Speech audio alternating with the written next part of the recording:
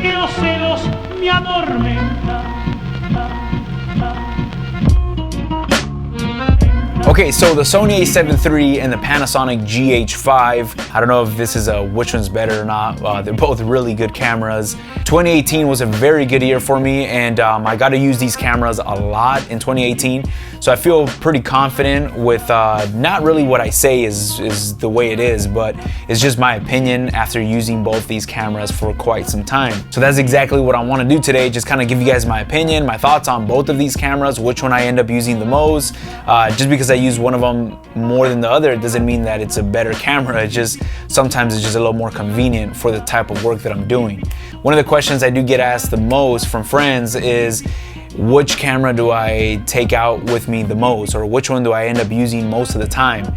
And honestly, the camera that I walk out of my house with most of the time is the Sony A7iii. I feel like the Sony A7iii is just a very easy way of getting like a really good image quality without having to think too much. It's very easy to use, and like I said, the image that I get out of that camera is, 90% of the time it just looks really good. I think also the autofocus helps a lot. When you're shooting a video, 90% of the time your subject will be in focus. So obviously that makes your video look really good when your subjects are in focus.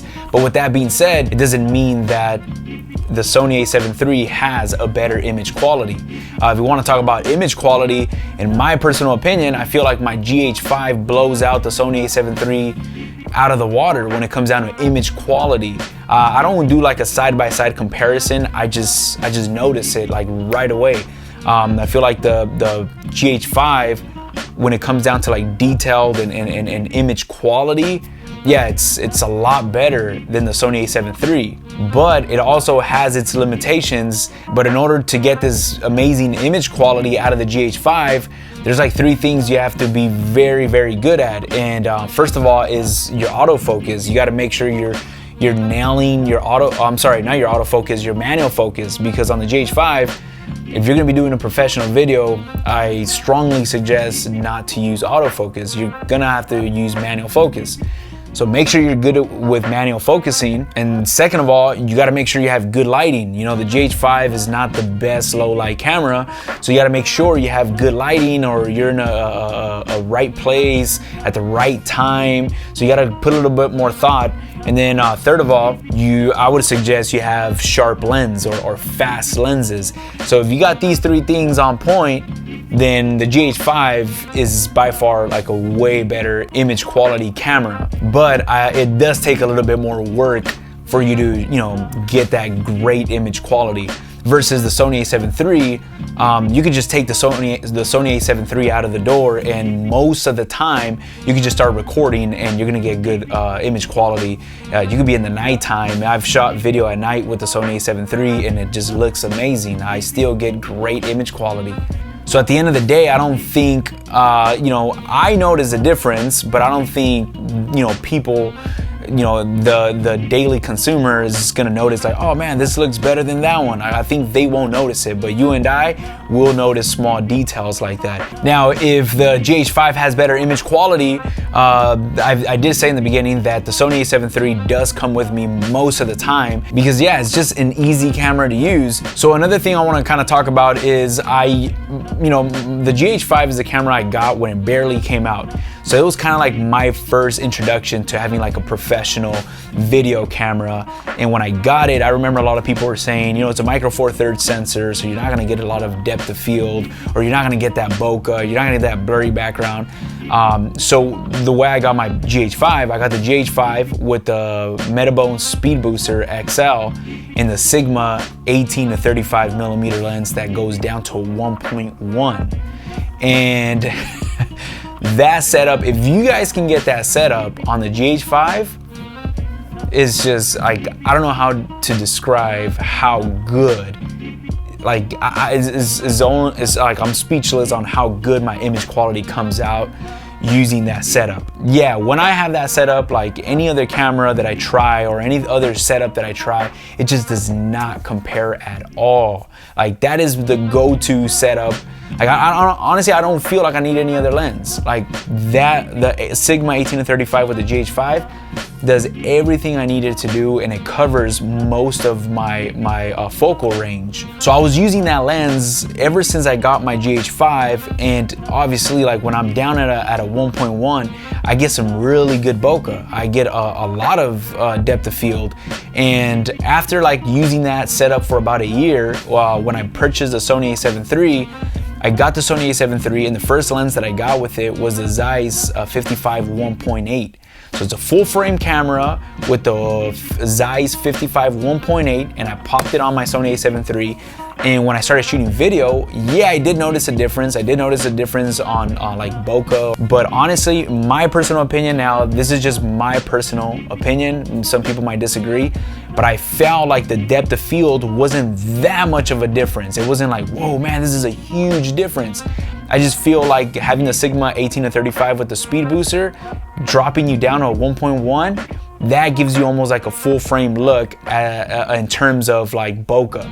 And I kind of felt like it wasn't that much of a big difference. There was a difference, but it wasn't like a night and day difference where I was like, man, this is like a whole different world in full frame.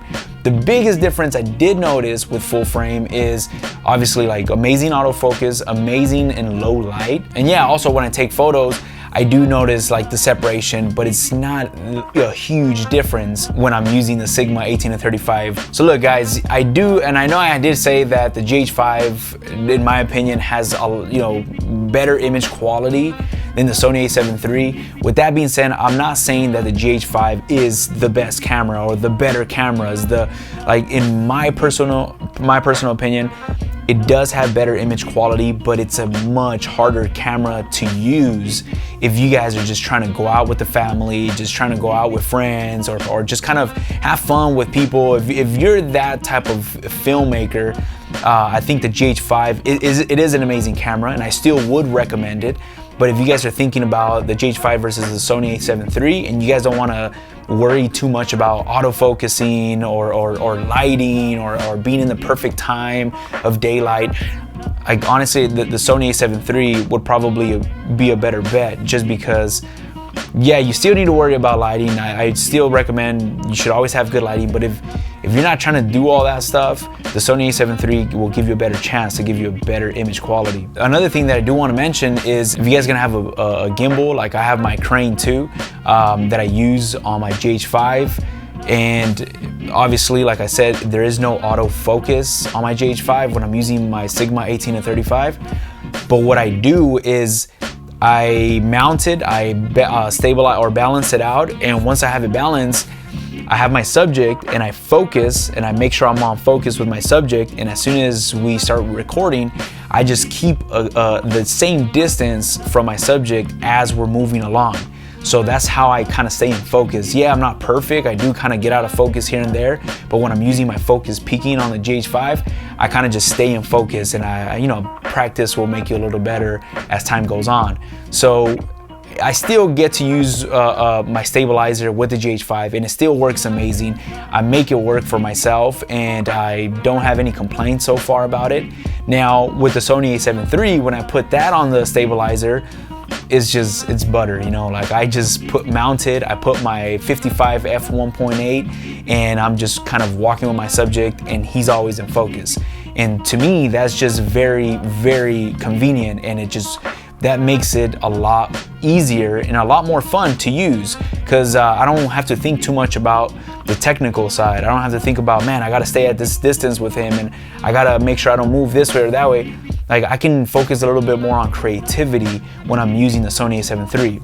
The GH5, it is a better image quality, but you gotta be a little more technical. You gotta think a little bit more on how you're gonna plan out your shots. So I think it's a little more of a professional setup, which is a good thing, but at the same time it could be a bad thing, because there has been times where I'm filming a video and I'm thinking a lot on just the technical stuff, and is the light here and the light place over there. Like, sometimes I don't want to focus on that, and I can get caught up on that just technical side and trying to plan things out, versus when I have the Sony A7 III, yes, you still want to make sure you have good shots, but when creativity hits you, you can just hit record and start recording and you know that you're gonna get a good image.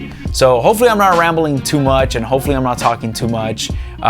These were just my personal thoughts on them. They're both amazing cameras. Like I said, the camera that I walk out of my door using the most is my Sony A7iii. I find that I use that one a lot more than my GH5 lately.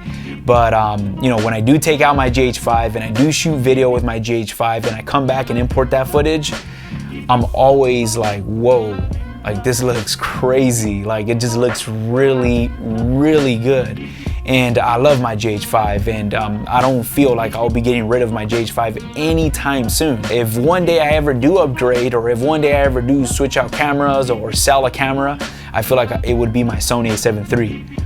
I still love my Sony A7iii, and like I said, I do use the Sony A7iii a lot more than my GH5, but just something about the GH5 that it's hard for me to get rid of at the moment, and I don't think I would get rid of it anytime soon.